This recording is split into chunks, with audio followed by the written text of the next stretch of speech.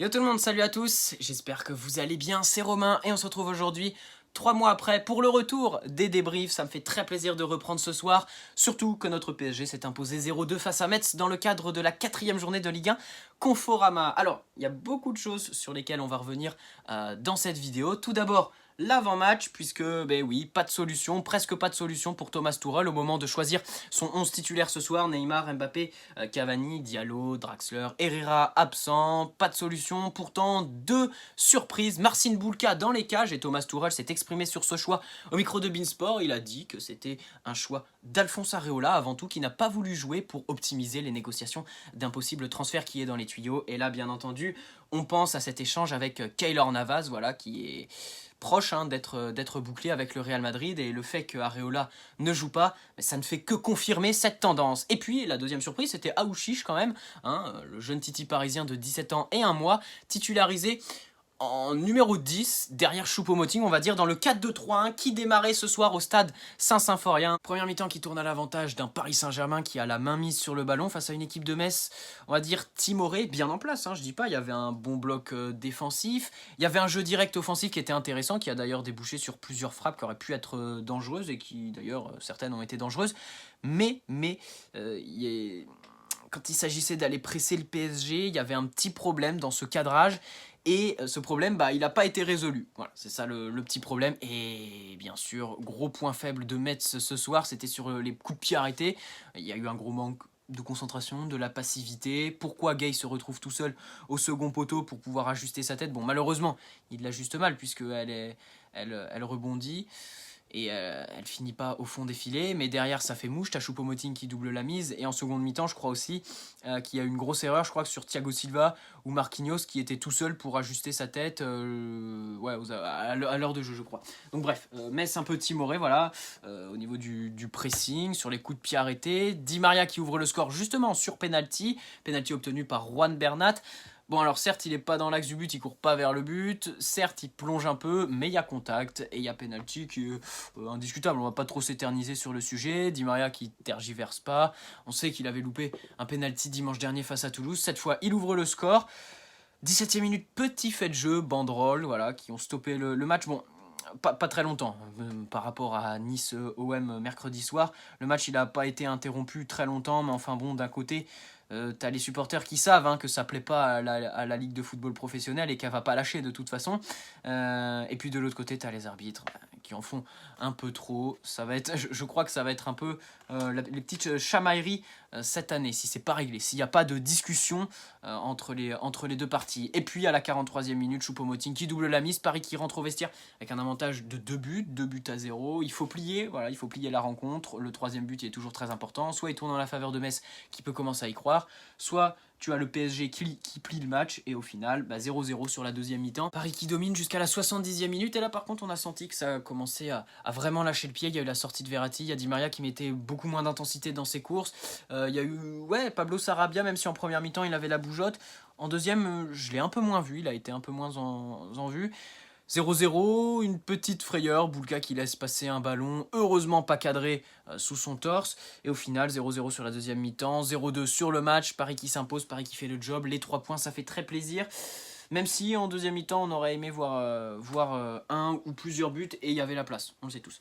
Bref, on va passer au thème un peu plus spécifique. On va commencer par Juan Bernat. Oui, parce que c'est indéniable, Juan Bernat, c'est une surprise. Voilà, on n'attendait pas ça de lui lors de son arrivée. Et ça va faire un an maintenant qu'il est là. Mais il y a 2 Juan Bernat sur le terrain, et j'aimerais vraiment le signaler pour la énième fois. On se répète beaucoup là-dessus. Il y a le Juan Bernat de la moitié de terrain adverse, c'est-à-dire le déplacement, le mouvement, l'explosivité, la technique, très très fort techniquement Juan Bernat, la qualité de passe, la qualité de centre, bref, la vitesse. Donc en gros, dans la moitié de terrain adverse, c'est très fort. Et t'as le Bernat de la moitié de terrain parisienne, où là, c'est plutôt, je caractériserais ça par absence, pacifisme, voilà, puisque défensivement, il laisse trop.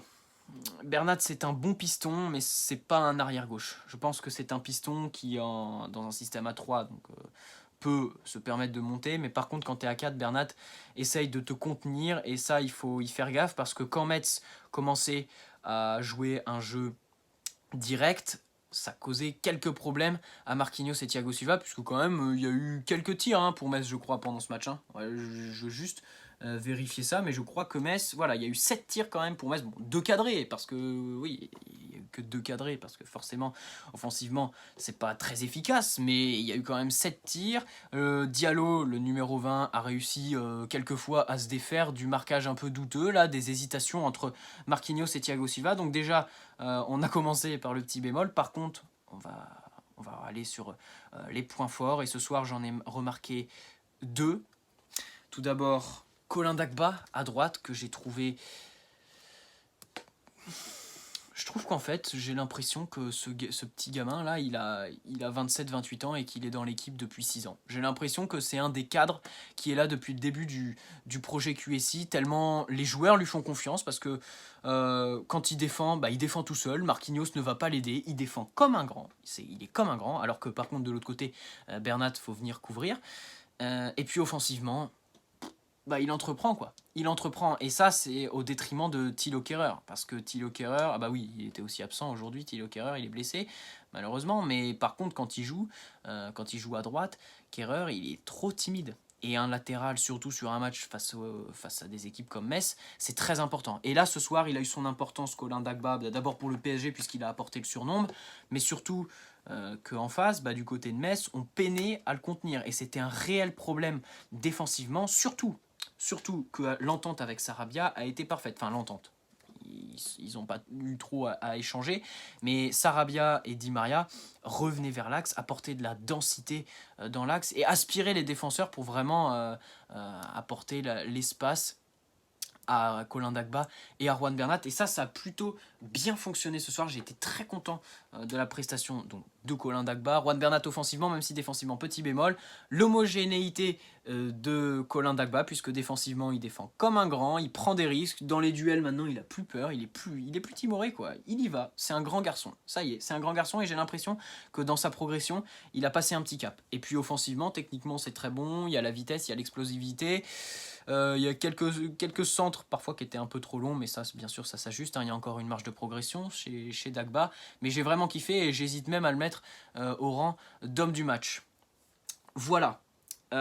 Si Colin Dagba et Juan Bernat ont été très précieux offensivement et si Colin Dagba a été très fort, c'est parce que Di Maria et Sarabia, j'ai beaucoup aimé ce système, voilà, de revenir dans l'axe, revenir chercher les ballons, apporter la densité au milieu du terrain, redescendre, aider surtout aussi, au-delà du fait qu'en phase de transition, ils aspiraient les défenseurs pour apporter les boulevards à Dagba et Juan Bernat. En phase défensive, en phase de récupération, ils redescendaient, l'équipe a joué ensemble, il y a eu un bloc unique au PSG et ça c'est super, c'est vraiment super. Et on va revenir aussi sur le tandem Gay-Verratti. Ça promet. Ça promet et j'ai trouvé ça très intéressant puisque là je vais rebondir sur le tirage au sort puisque on le sait tous, on a hérité du Real Madrid qu'on va jouer d'ici 3 semaines. Le Real Madrid c'est un milieu de terrain vieillissant et je trouve que Gay va être très très précieux, il va être très important tout au long de la saison du PSG et encore plus face au Real Madrid. D'un côté, tu as Gay qui vient, donc Gay, ses qualités. Je pensais pas qu'il était aussi agressif. Et ça, c'est super bien. Vraiment, parce qu'en plus, il a dû commettre 1 ou 2 fautes. Il commet pas beaucoup de fautes, mais il est très agressif. Il récupère des ballons, il jaillit très bien. Il arrive à casser des rythmes et à casser des séquences de possession adverse à lui tout seul. Et ça, c'est très très fort. Bien sûr, il a un énorme volume de jeu. Mais Verratti, il se l'est créé, ça. Il se l'est créé depuis la saison dernière. Il est très affûté, ça, on le sait tous. Il est très performant, il est énorme. Et il y a ce volume de jeu. Maintenant, il a plus peur. Il va au duel, il casse. Avant, il cassait plus les lignes. Maintenant, il casse les séquences de possession adverse. Et ce milieu de terrain, même si physiquement, c'est pas extraordinaire. Faut savoir aussi qu'au PSG, avant, on jouait avec un milieu à 3. On avait un 4-3-3 point de basse. Là, on passe à un milieu à 2. Et ils occupent très bien l'espace. Ils s'entendent très bien. Ils sont très complémentaires. Il y a beaucoup de techniques, ça c'est sûr et certain. Il y a des tacles, il y a des récupérations. Il y a beaucoup de récupérations. Et il est très efficient, très efficace.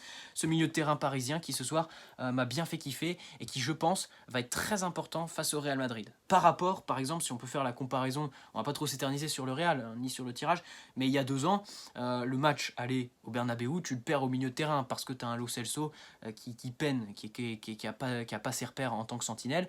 Là, déjà, bah, t'as pas le même système, t'as 2 milieux de terrain qui mettent l'intensité, qui ont le volume de jeu et qui sont déjà très complémentaires. Et surtout aussi, je parle du Real, mais aussi face à Lyon, parce que la force de Lyon, c'est leur trio Thiago Mendes, Lucas Touzard et Oussem Aouar. Très important, Gay encore une fois, très bon match. Verratti, très bon match. Choupo-Moting qui marque. Par contre, il se blesse aussi, j'espère. Au moment où je parle, il n'y a rien qui est sorti. Choupo-Moting qui est sorti, voilà, la poche de glace sur le genou. J'espère que c'est pas trop grave. À la différence de Di Maria, comme le disait le commentateur sur Canal+, bah, c'est pas un choc, hein, c'est une torsion au niveau du genou. Donc peut-être qu'il peut y avoir blessure pour Choupo-Moting. Là, par contre, ce serait vraiment le pire du pire. Hein, parce que là, il a son importance, Choupo-Moting, surtout que ce soir, il a marqué. En première mi-temps, il a fait une première mi-temps de Cavani, on va dire. Une première mi-temps d'attaquant, il n'a pas touché beaucoup de ballons, il a été un peu esselé, mais il a été efficace. Esselé, mais efficace. Et en deuxième mi-temps, par contre, il a entrepris. Et en ce moment, bah, à la différence de l'année dernière, on a un Choupo-Moting qui est en confiance. Et forcément, qui dit confiance, dit réussite dans à peu près tout ce qu'il entreprend. Voilà, à chaque fois qu'il prend le ballon, bah, il le perd pas, c'est pas brouillon, il sait ce qu'il fait son choix avant de prendre le ballon. Et ça, c'est très important, surtout qu'il va falloir faire avec Choupo-Moting face au Real et sur les prochaines échéances qui vont être quand même assez énormes sur les 15 prochains jours. Voilà, je pense que j'ai à peu près tout dit. J'ai parlé de Di Maria et Sarabia, j'ai beaucoup aimé là, leur position hybride, revenir dans l'axe pour vraiment le boulevard de Dagba et de Juan Bernat. Choupo-Moting, j'ai tout dit. Le petit point Mercato, Areola, voilà, les négociations, ça confirme bien cet échange. On risque d'avoir Keylor Navas. Leonardo qui a indiqué qu'il n'y avait pas d'accord avec le Barça pour Neymar. Olivier Talaron qui nous disait au micro de Canal+, que les négociations étaient rompues, mais qu'il pouvait y avoir une offre du Barça, une offre de dernière minute du Barça, une offre de la dernière chance. Mais bon, ça fait 15 jours que c'est les offres de la dernière chance. Et puis c'est tout, hein. C'est tout. Donc pour faire un court résumé, Bernat, offensivement, rien à dire. Défensivement, redescends, contiens-toi. Thiago Silva, Marquinhos, un peu friable. Le jeu direct de Metz, là, ils ont joué directement. Les attaques placées, quand tu joues face au PSG, ça sert à rien de compter sur ton collectif. Tu peux pas. Donc faut prôner un jeu direct et ça a plutôt bien marché plusieurs fois. Ça aurait pu même aboutir à des occasions concrètes. Diallo, qui était plutôt en confiance, a réussi 2 ou 3 fois. Ça a été flagrant, hein. Je crois notamment une fois en première mi-temps. Thiago Silva et Marquinhos sont 2 sur lui et il y a incompréhension. À droite, Dagba, très homogène, défensivement comme un grand, qui nous sauve aussi, je crois, en deuxième mi-temps, aux alentours de la 50-60e minute. Et offensivement, très très fort, très belle complémentarité avec Sarabia et Di Maria avec Bernat. De toute façon, la relation Di Maria-Bernat, elle est plus à décrire. Ah oui, petit mot sur Aouchiche. Bon, c'était son premier match. Mais on l'a pas beaucoup vu. Il touchait le ballon. Normalement, un numéro 10, bah, c'est censé créer, distribuer, voilà, créer du danger, orienter le jeu. Moi, j'ai pas du tout vu ça de la part de Aouchiche ce soir. Bon, rien d'inquiétant, c'était son premier match. Il était un peu timoré, un peu timide, on va dire. Voilà. J'espère que ce petit débrief, les potos, vous a plu. Long débrief, c'était le retour des débriefs. Soyez clément avec moi, j'avais la grosse pression avant de le tourner. J'ai mis beaucoup de temps à le tourner, je m'y suis repris à maintes reprises. N'hésitez pas à poser un petit like si ce débrief vous a plu. Me donner vos avis dans l'espace commentaire. Homme du match pour moi, Marco Verratti. Voilà, pour son début de saison, ultra performant, volume de jeu énorme. Et ce milieu de terrain me plaît beaucoup.